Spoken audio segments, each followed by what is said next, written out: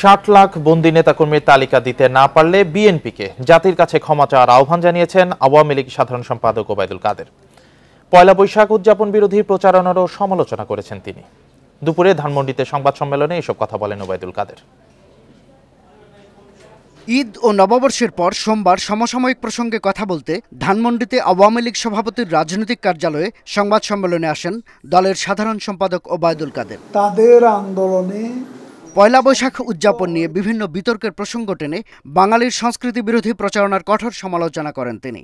এরা একটা সাম্প্রদায়িক সন্ত্রাসী সংগঠন, কাজে বাঙালি সংস্কৃতির আবহমানকালে যে আবেদন, সেই আবেদন এদেরকে স্পর্শ করে না।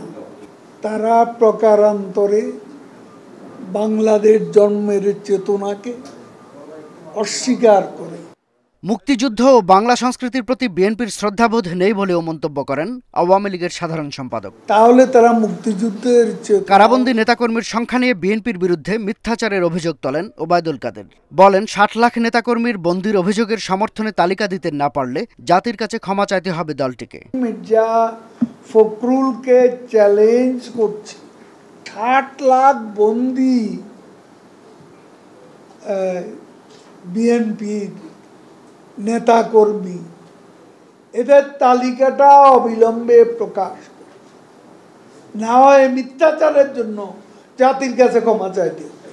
বিএনপির কাছ থেকে মুক্তিযুদ্ধের চেতনা, বাঙালি সংস্কৃতির চেতনা নিয়ে ইতিবাচক মনোভাব আশা করা যায় না বলেও মন্তব্য করেন আওয়ামী লীগের সাধারণ সম্পাদক।